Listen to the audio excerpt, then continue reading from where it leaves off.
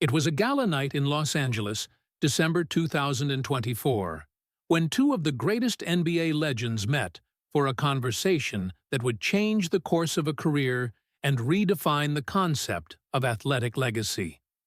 You can perceive that some encounters are orchestrated by destiny, happening exactly when we need to hear words we didn't even know we were waiting for.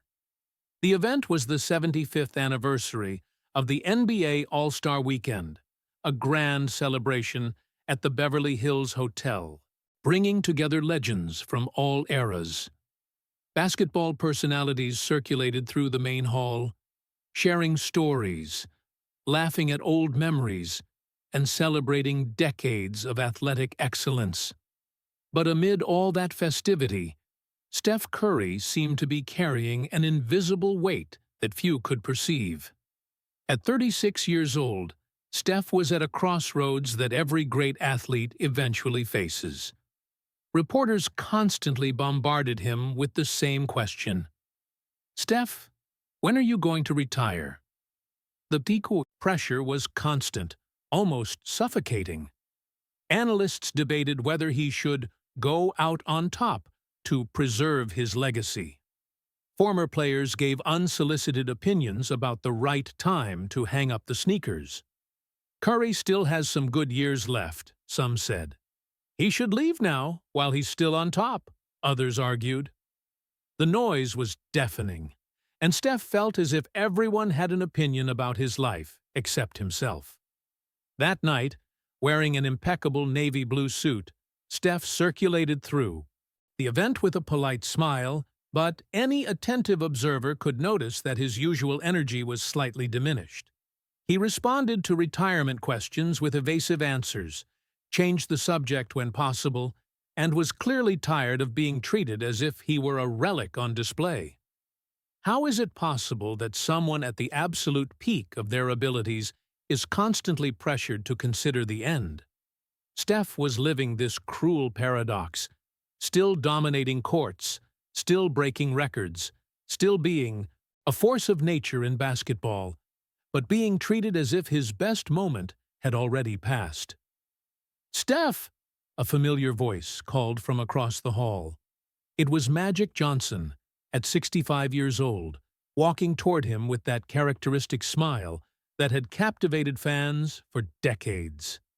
Magic looked radiant, as always, but there was something different in his eyes that night, an intensity that suggested this wouldn't be just a casual greeting.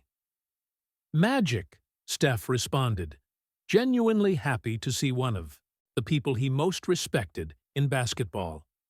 The two greeted each other with a warm embrace, and for a moment, the weight Steph was carrying seemed to diminish. "How are you, my young man?" Magic asked, but there was something in the way he said "young" that sounded different. Not condescending, but almost nostalgic, as if he were seeing something in Steph that others couldn't perceive. "I'm well, Magic. Enjoying the off-season, spending time with family," Steph responded diplomatically. The standard answer he had given hundreds of times in recent months. Something that touches deeply is how Magic seemed to see through this automatic response, straight to the emotional turbulence Steph was trying to hide. Magic had been exactly where Steph was now, had faced the same pressures, the same questions about timing and legacy. "Steph," Magic said, lowering his voice and looking directly into the younger player's eyes, "can I ask you a serious question?" "Of course, Magic." "Are you happy?" The question caught Steph completely off guard. Among all the questions about statistics, contracts, retirement, and legacy, no one had simply asked if he was happy. The brutal simplicity of the question cut through all layers of diplomacy and rehearsed responses. Steph remained silent for a moment, processing not just the question, but the genuine sincerity with which it was asked. It's complicated, Magic. Everyone has an opinion about what I should do, when I should stop, how I should end my career. Sometimes I feel like I'm no longer seen as an active player, but as a retirement decision waiting to happen. Naturally, this leads us to understand that Steph was experiencing something Magic knew intimately: the unique pressure that legends face when the world seems more interested in when they'll stop than in what they can still accomplish. Magic nodded slowly, as if each word from Steph echoed a familiar pain. "Steph, do you have a few minutes? I'd like to talk to you about something important. Something no one ever told me when I was your age."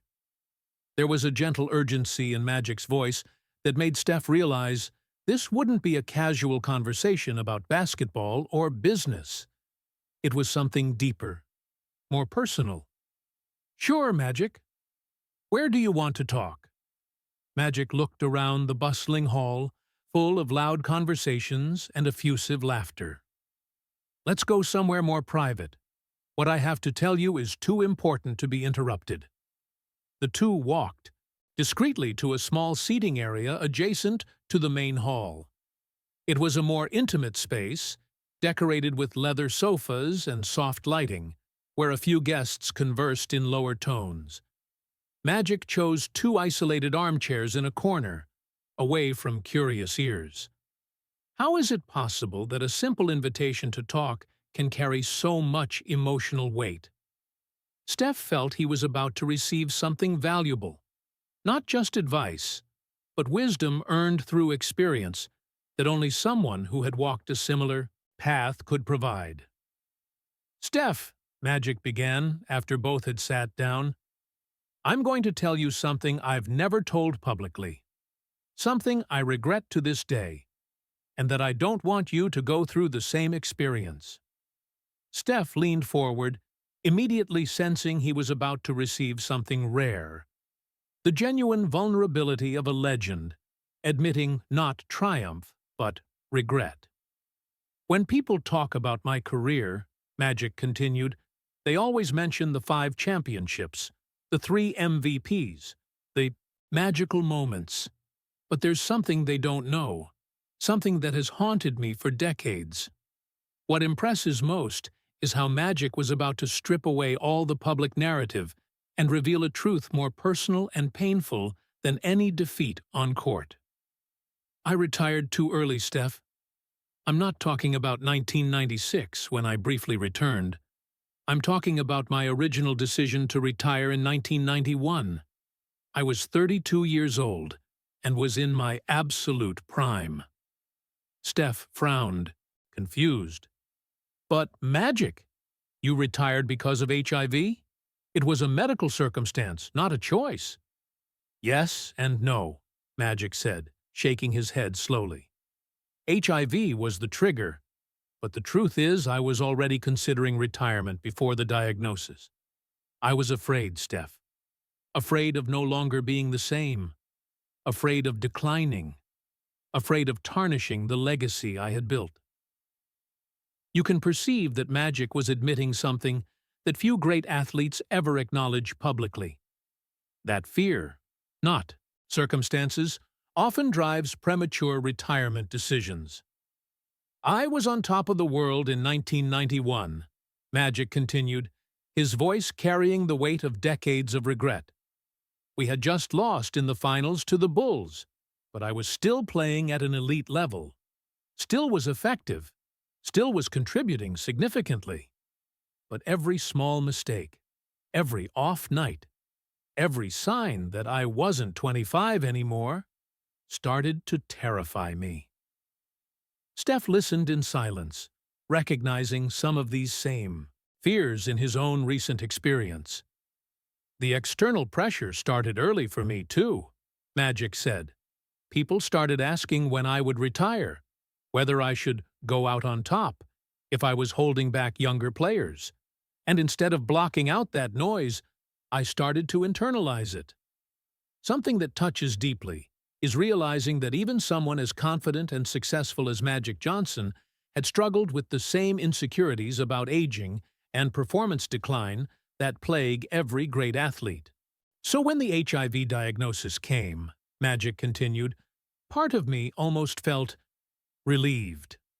It gave me an excuse to leave without having to admit that I was scared of continuing.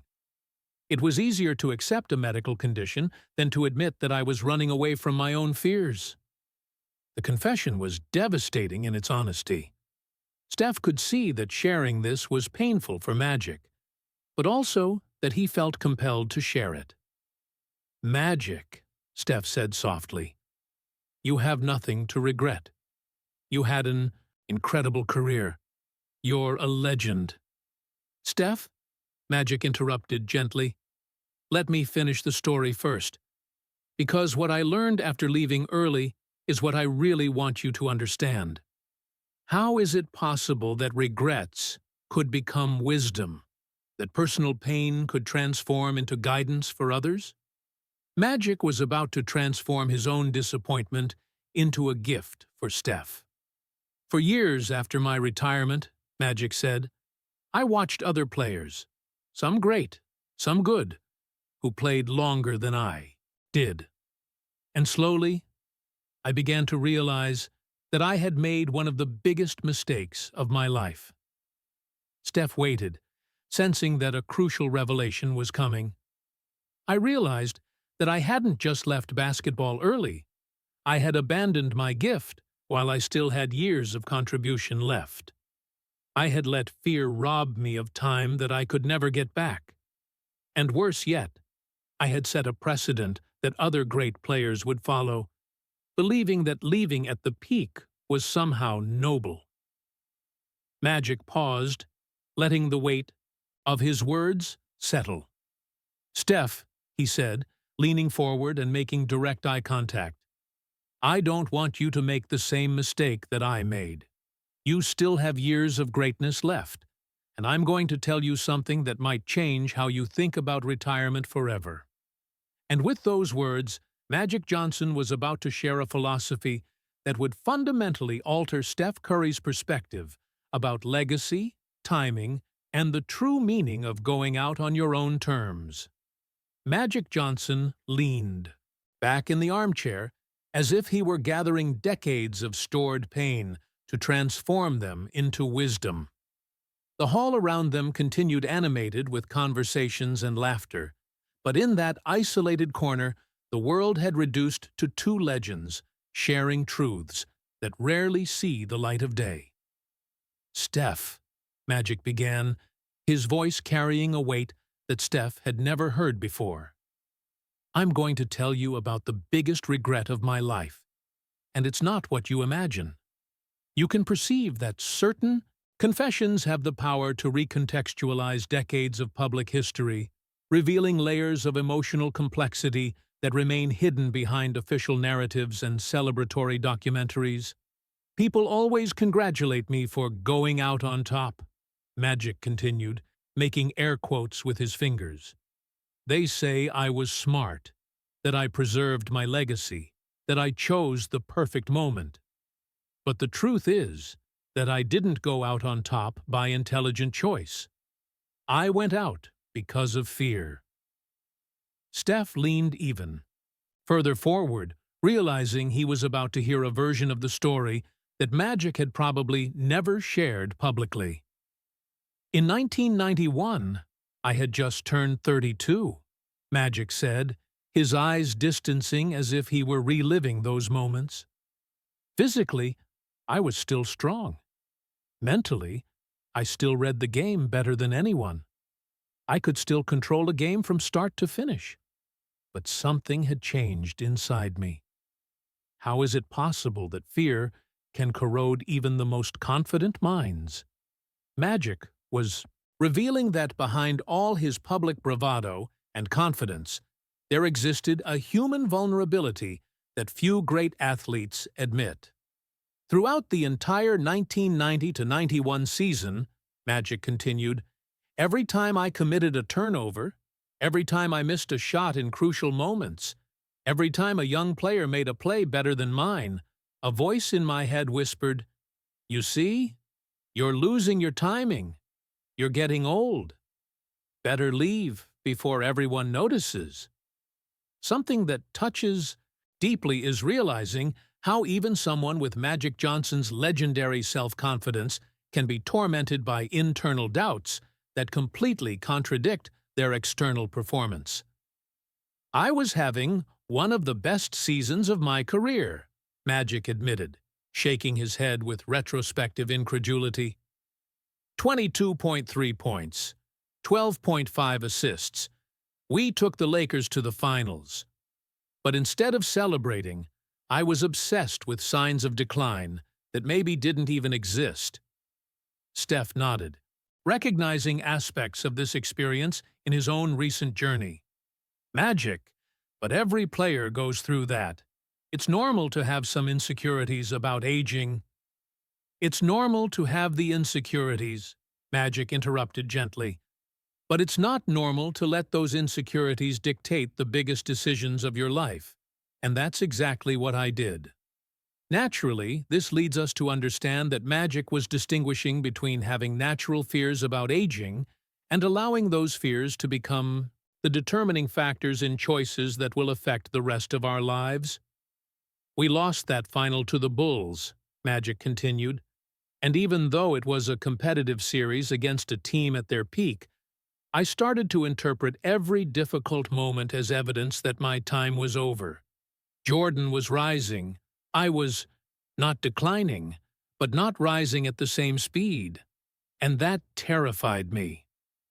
What impresses most is how Magic was describing not a real decline in abilities, but a change in competitive dynamics that he incorrectly interpreted as a sign to retire.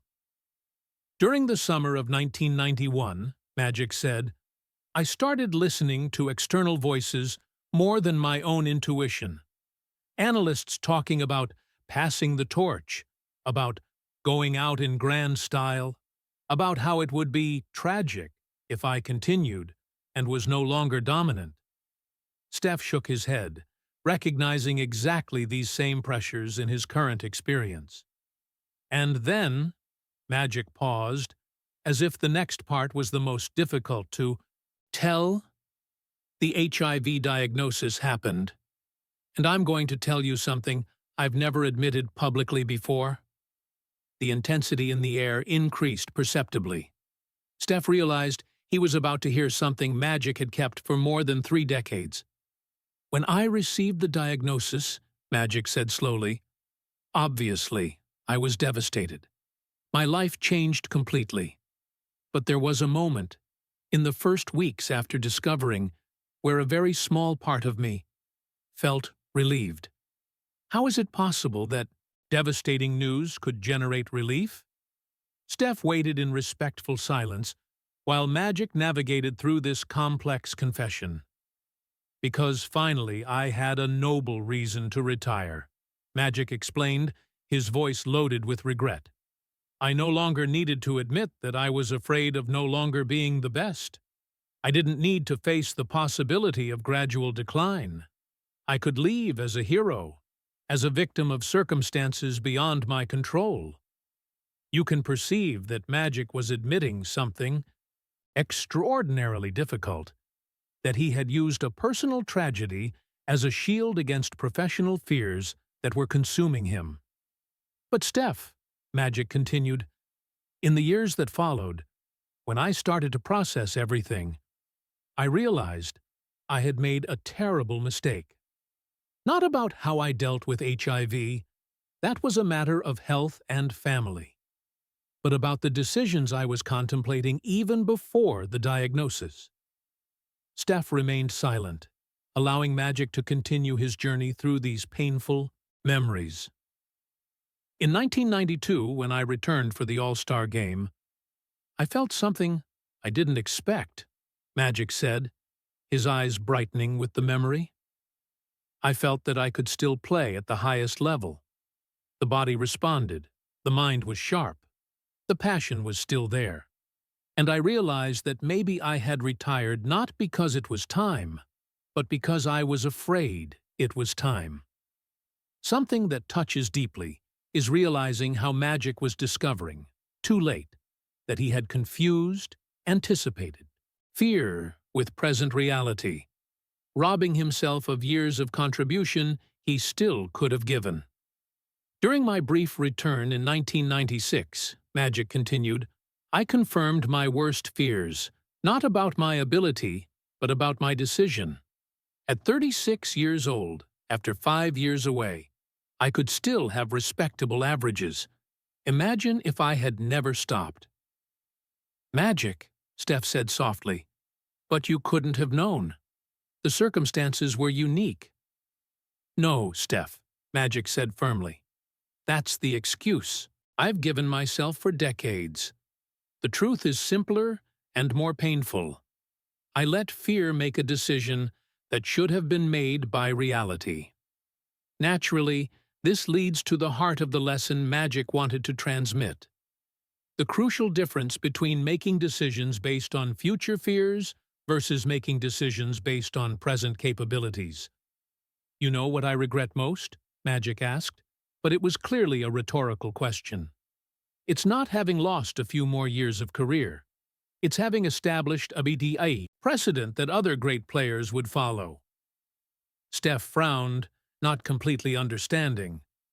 After me, Magic explained, this narrative began that great players should go out on top to preserve the legacy, as if playing until you can't anymore was something shameful, as if natural decline was a stain on the career.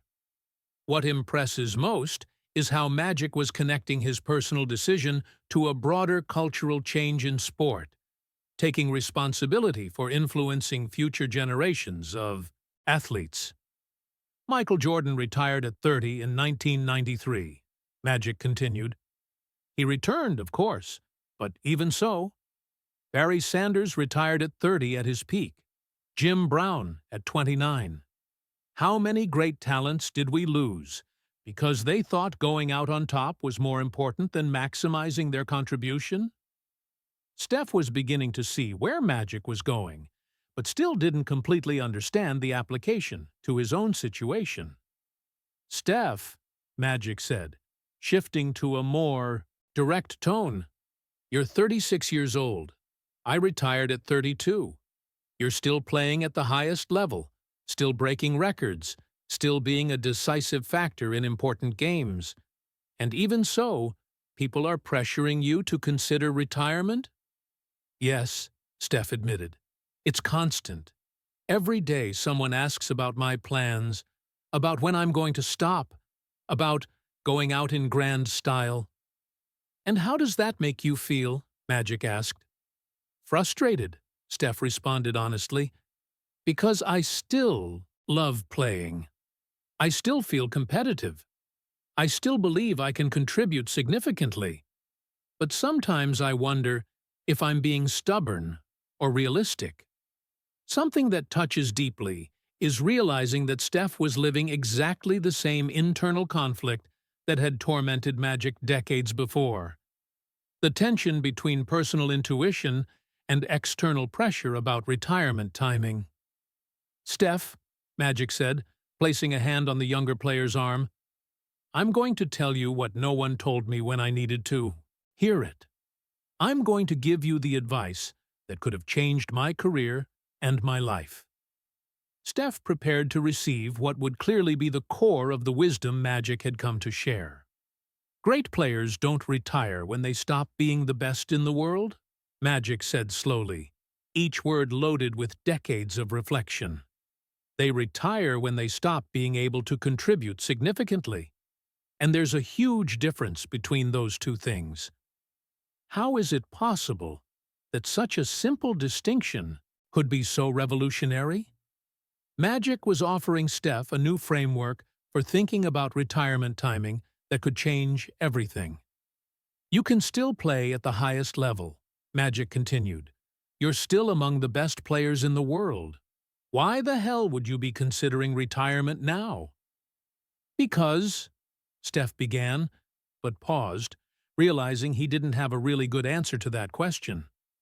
Because others are saying you should, Magic completed. Exactly like they did with me. And I was stupid enough to listen. Magic leaned back, allowing the weight of his confession to settle between them. Then, With a smile that mixed regret and determination, he prepared to share the philosophy he had developed through decades of reflection about his premature decision. Magic Johnson leaned forward again, and Steph could see that something had changed in the legend's countenance. The weight of regret was still there, but now it had been transformed into something more powerful. Wisdom distilled through decades of reflection, and a fierce determination not to see another great player make the same mistake. "Steph," Magic said, his voice gaining an almost professorial intensity. "Now I'm going to teach you what I call the last dance principle. And no, it has nothing to do with Michael Jordan. You can perceive that certain moments in an athlete's life become master classes taught by those who have already walked through the same treacherous territory and can serve as guides through the emotional complexities of career ending. The last dance principle is simple," Magic continued, "but revolutionary in how it redefines when a great player should retire. Are you ready to hear?" Steph nodded, realizing he was about to receive something that could fundamentally change his perspective about the next years of his career. "A great player's career doesn't end when he stops being the best in the world," Magic said slowly, emphasizing each word. "It ends when he stops being able to contribute significantly to his team's victory. And there's a universe of difference between those two things. How is it possible that such a simple redefinition of concepts could be so revealing?" Magic was offering Steph a new lens through which to see not just retirement, but the very value and purpose during the final years of a career. "Let me explain," Magic continued. "When I was 32 years old, I was no longer the most dominant player in the league. That was probably Charles Barkley or David Robinson at that time. But I could still control the pace of a game. I could still make my teammates better. I could still be decisive in crucial moments." Something that touches deeply is realizing how Magic was distinguishing between absolute dominance and meaningful contribution, showing that the first can end much before the second. "But I confused not being number one anymore with no longer having value," Magic admitted. "It was the biggest mistake of my professional life. Because value isn't about being better than everyone else. It's about making your team better than it would be without you." Steph was absorbing every word, recognizing how this perspective applied directly to his current situation. "Steph," Magic said, "you today, at 36 years old, are no longer the most explosive player in the league. You're no longer the fastest. Maybe you're no longer the most physically dominant. But you're still one of the most impactful players in the world. You can still change games. You still make your teammates elevate their level. You're still a difference maker."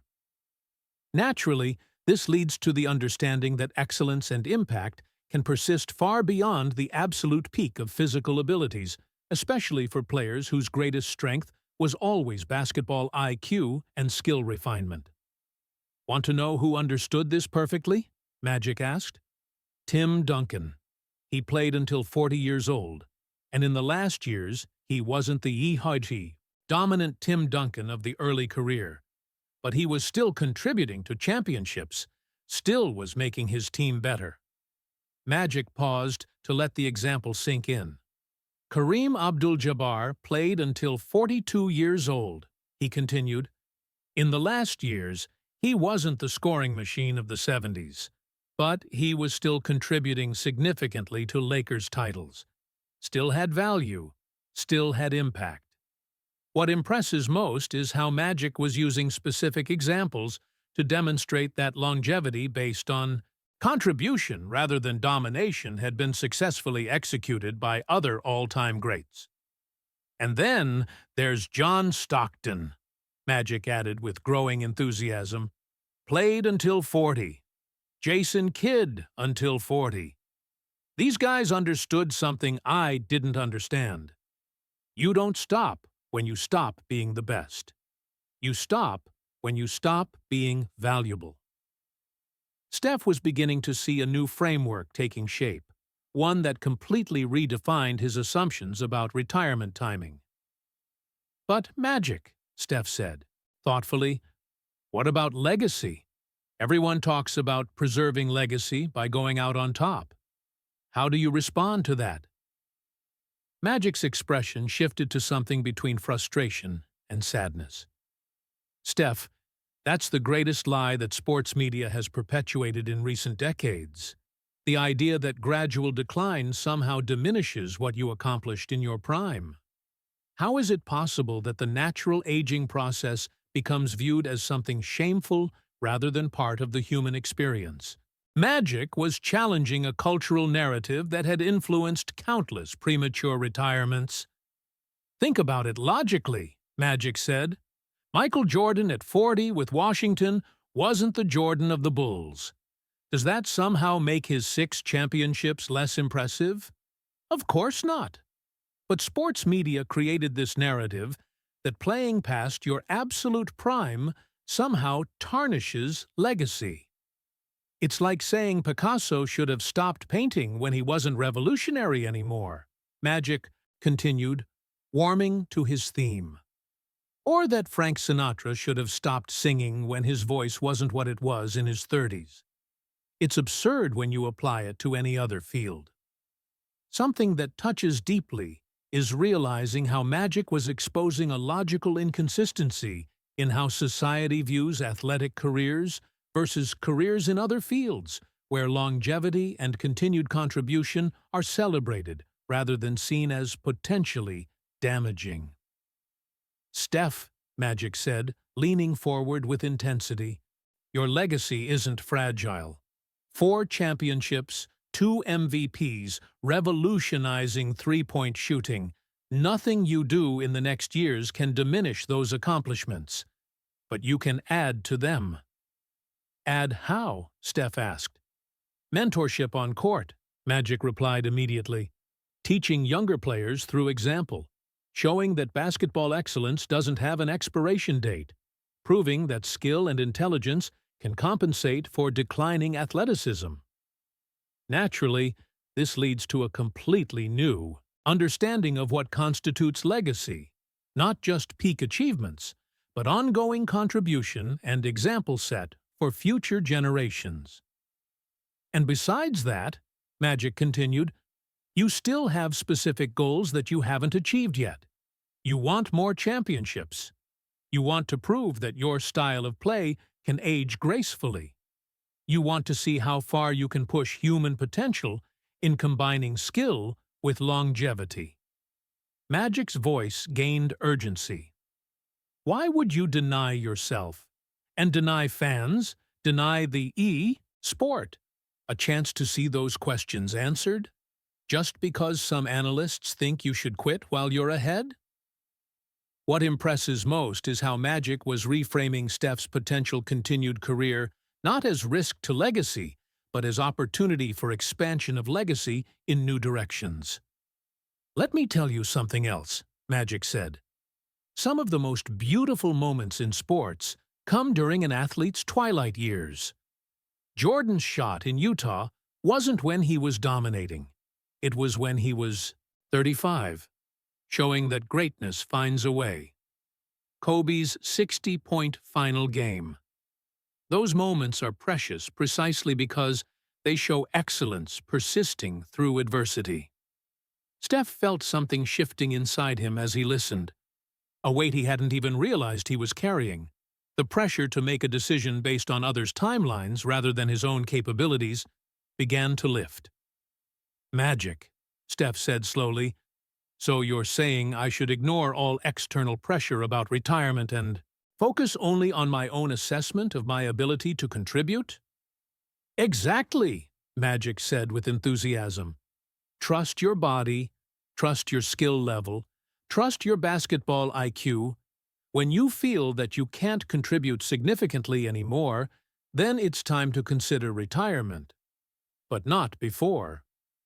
You can perceive that Magic was essentially giving Steph permission to ignore cultural pressures and societal expectations in favor of personal assessment and internal wisdom. But, Magic added with a slight smile, I have a feeling that when you really apply this principle, you'll discover that your contributing significantly phase lasts much longer than anyone expects, including yourself. Magic paused, letting his words sink in. Then, with the air of someone who had saved his most important point for last, he prepared to deliver what would become the cornerstone of his philosophy. Steph, he said, now let me tell you about something I call the last dance paradox, and why everything you've been told about retirement timing is fundamentally backwards. Magic Johnson stood up from the armchair and walked to the window that overlooked the lights of Los Angeles. For a moment, he contemplated the city in silence, as if he were organizing decades of wisdom into a final lesson that could change the course of another man's career. Steph, Magic said, turning to face the younger player, the last dance paradox is the most counterintuitive truth about greatness that I've discovered in 30 years of reflecting on my career. You can perceive that certain moments carry the weight of revelations that can fundamentally alter how we see our own lives and choices. Steph felt he was about to receive not just advice, but a new philosophy of life. The paradox is this, Magic continued, returning to sit, but maintaining a more intense posture. Everyone tells you that you should quit at your peak to preserve your legacy. But the real truth is exactly the opposite. True greatness is defined not by when you stop, but by how long you can maintain excellence despite inevitable decline. How is it possible that a complete inversion of conventional logic could sound so obviously correct once articulated? Magic was offering Steph a framework that challenged everything the sports world had taught him about timing and legacy. Think about it, Magic said, gaining momentum. Anyone can be great when they're young, fast, and strong. Real greatness is showing that you can adapt, evolve, and continue contributing when natural advantages begin to fade. That's what separates legends from merely great players. Something that touches deeply is realizing that Magic was redefining greatness itself, not as peak performance, but as sustained excellence through adaptation and evolution. Larry Bird played until 35 with back problems that would have ended most careers, Magic continued. Magic Johnson himself, before my fears got the better of me, was proving that basketball IQ could compensate for decreased athleticism. Tim Duncan showed that fundamentals could extend careers indefinitely. Steph was absorbing not just words, but a complete paradigm shift about how to view his own aging process and career trajectory. But Steph, Magic said, his voice taking on urgency, here's where the paradox becomes personal for you. You're not just any player considering retirement. You're Steph Curry. You literally changed how basketball is played, and that gives you a responsibility that goes beyond personal legacy. What responsibility? Steph asked, genuinely curious. To show future generations that revolution doesn't have expiration dates, Magic replied immediately. To prove that skill and intelligence can sustain excellence long past when people expect it to end. To demonstrate that true pioneers don't just change the game, they redefine how long greatness can last.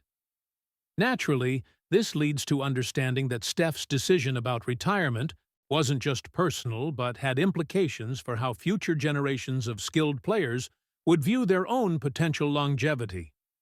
Every year you continue playing at high level, Magic explained, is another year you're proving that basketball IQ, shooting precision, and leadership can compensate for physical decline.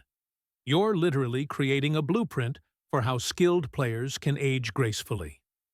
What impresses most is how Magic was showing Steph that his continued career would be not just about personal achievement, but about expanding possibilities for other players who might face similar decisions in the future. Magic, Steph said thoughtfully, I hear what you're saying. But practically speaking, how do I know when it's really time? How do I distinguish between natural ups and downs versus actual inability to contribute?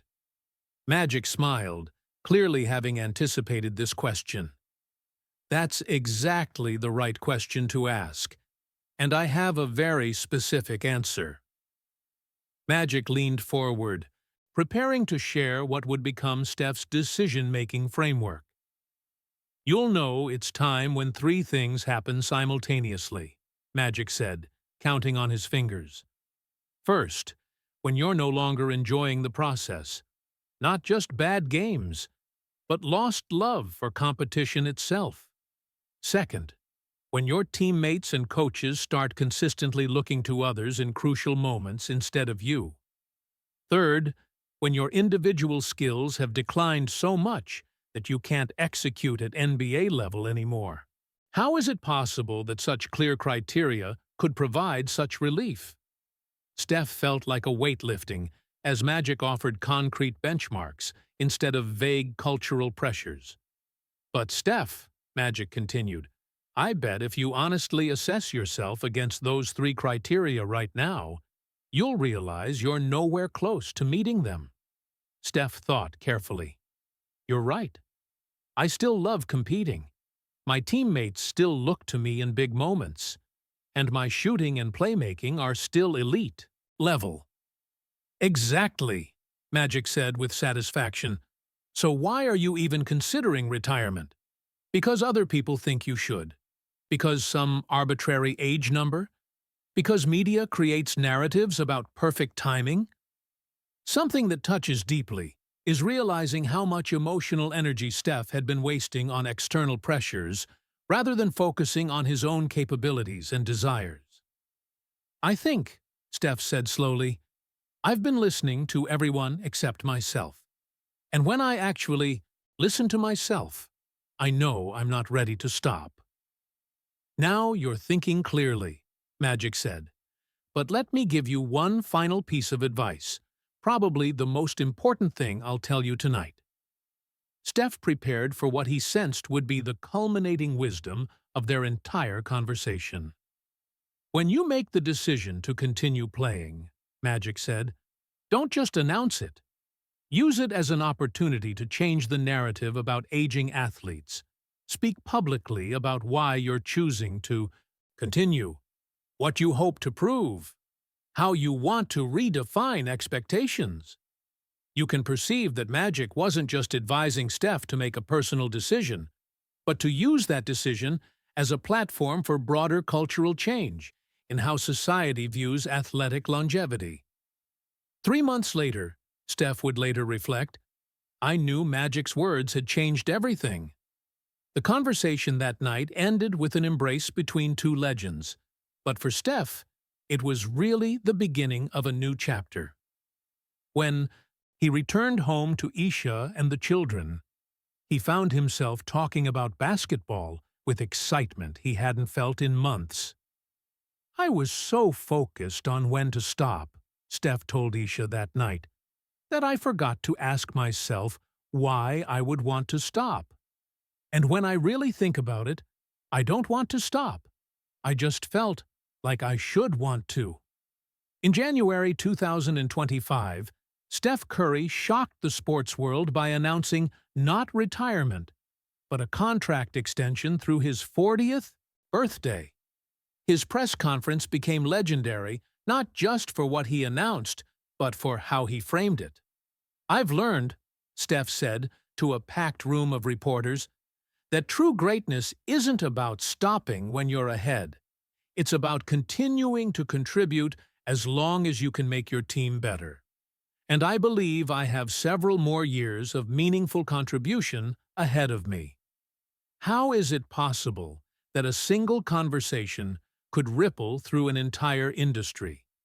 Steph's decision influenced by Magic's wisdom, began to change how other aging superstars viewed their own careers. LeBron James publicly credited Steph's approach when he signed his own extension. Chris Paul referenced the Curry paradigm when discussing his future. Young players began talking about careers extending into their 40s as realistic goals rather than impossible dreams. But the most satisfying part, Steph later said, wasn't proving I could still play. It was proving Magic right about everything else. During his first season after the decision, Steph averaged 23 points and 6 assists, led Golden State to another playoff run, and, most importantly, mentored younger teammates in ways that only veteran excellence could provide. I realized, Steph reflected, that I had been so afraid of not being the best player I used to be that I was ignoring how good I still was. Magic helped me see that those are two completely different standards. Something that touches deeply is realizing how one man's regret, honestly shared, became another man's roadmap for avoiding the same mistake. Magic Johnson, watching Steph's continued success, finally found peace with his own career. "I can't change what I did," he said during an interview, "but I can make sure other great players don't make the same error I made. If Steph plays until he's 40 and proves what I wish I had proved, then maybe my mistake becomes worthwhile." Today, when young players ask Steph about retirement planning, he shares Magic's wisdom. Don't retire when others expect you to. Don't retire when you stop being the best. Retire only when you stop being able to contribute significantly. And trust me, that moment is much further away than anyone expects. What impresses most is how a conversation meant to help one player ended up influencing an entire generation's approach to career longevity, proving that sometimes the greatest wisdom comes not from those who made perfect decisions, but from those brave enough to share imperfect ones. Magic didn't just give me advice that night, Steph concluded. He gave me permission to trust myself and ignore everyone else's timeline for my life. And that permission became the foundation for some of my best basketball years.